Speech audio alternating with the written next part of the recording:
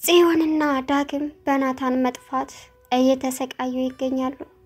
ቢኒም ናታንን እንደታገተ ስለነገረው በመጨነቅ በፍለጋ እየተንከራተተ ይገኛል። ያፌት ናታንን የት ቦታ እንዳገተው የት እንዳለ እስካሁን ድረስ አይታወቅም። በጣም ያሳዝናል።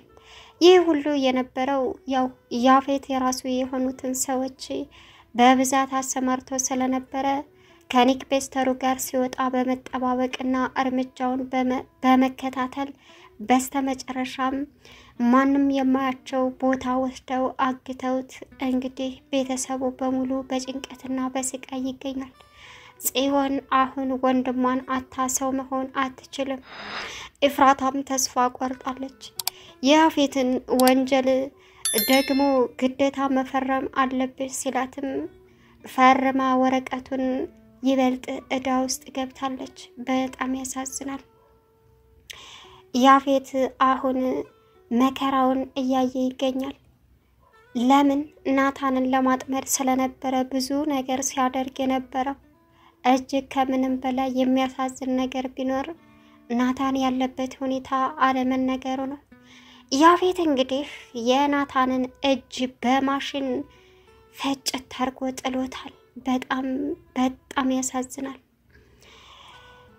ኢፍራታንም አምጥቶ ፈርሜ ያለባት ወረቀት ላይ ሳትወድ በግዱ አስፈርማታል።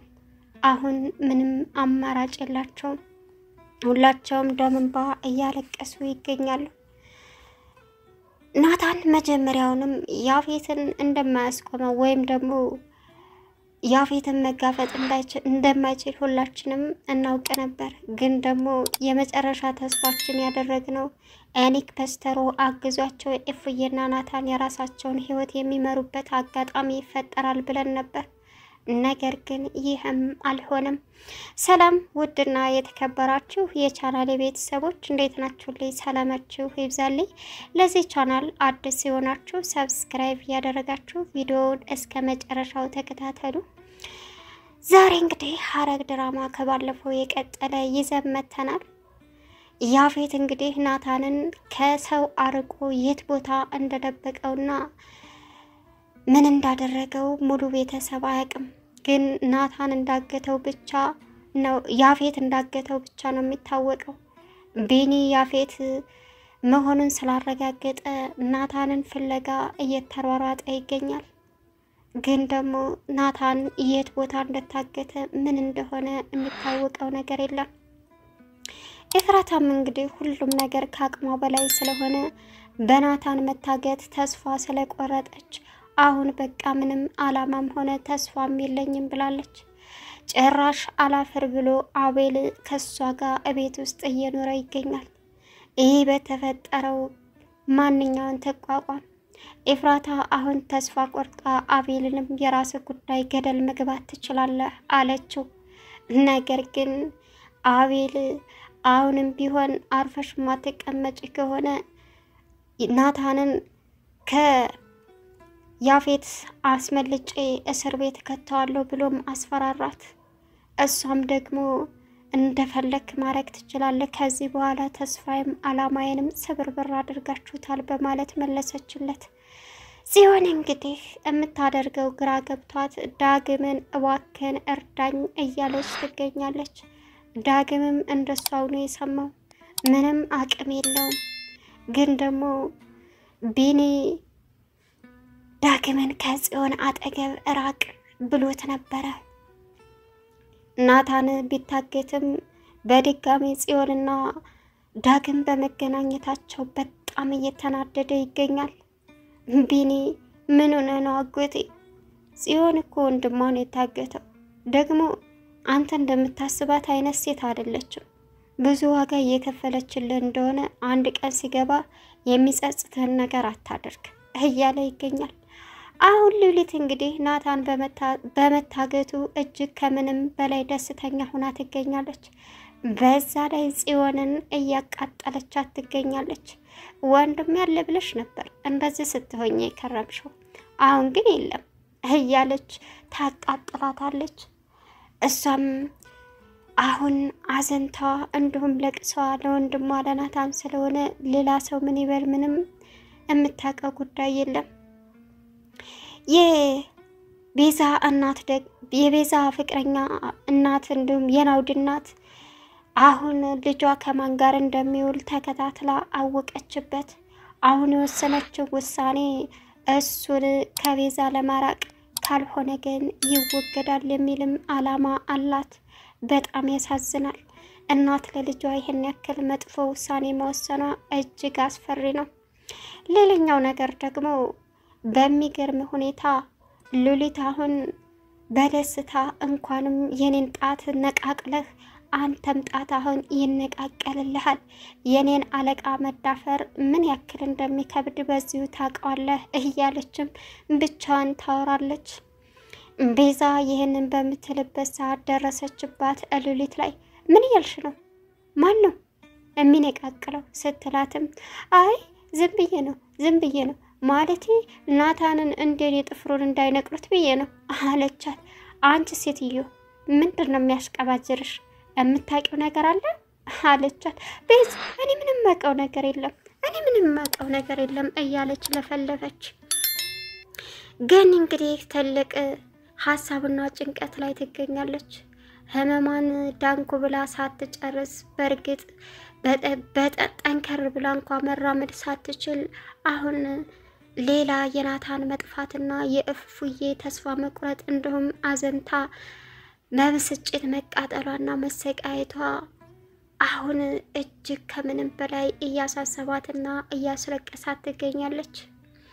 አሁን ገኒ ሁሉንም ነገር አውቃለች። የምንጋፈጠው እፉዬ ያፌት በናታን ስላስፈራራት ነው ከሱ ጋር እየኖረች ያለችው በማለትም ጽዮን ነግራታለች። አሁን ወይኔ ልጄ እያለች ማልቀስ ጀምራለች። የናታን ድምጽ እስካሁን ድረስ ለቤተሰብም ተደውሎ አልተነገራቸውም። መታገቱን ብቻ ነው።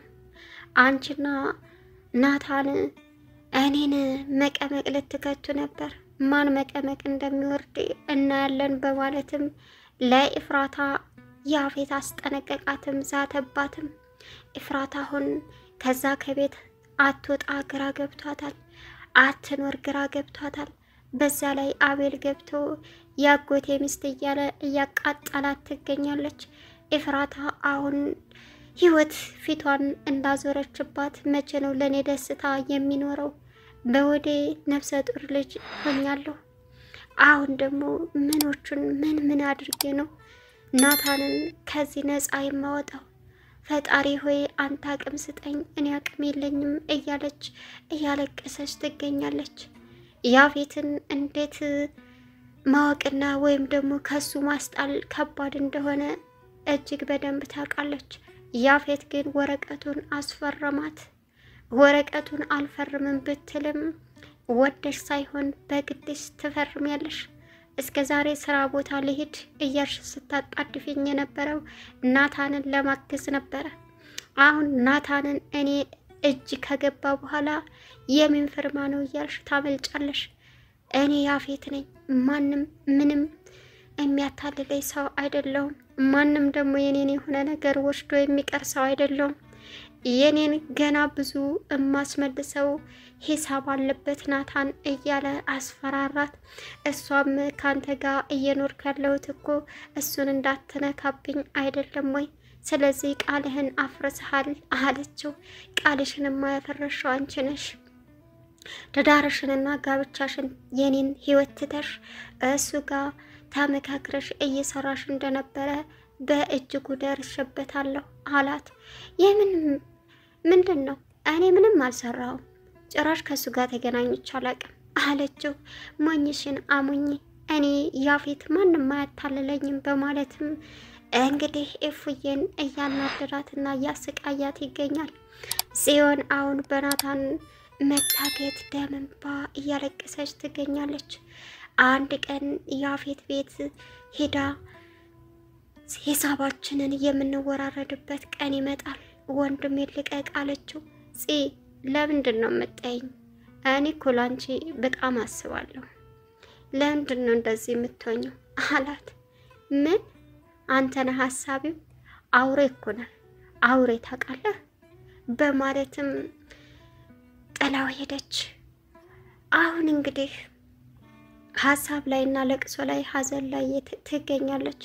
ቤዛም አሁን ብታዝንም ብትበሳጭም እንደ ድሮ ሳኮን ከናውድ ጋር እየተገናኘች ብሶቷንና ችግሯን ታወራለች። ጽዮን ግን ማንም የላትም። ኤፍራታም ተስፋ ቆረጠችባት። እምትሄድበት ስለሌላት ዳግም ጋር ብቻ ነው።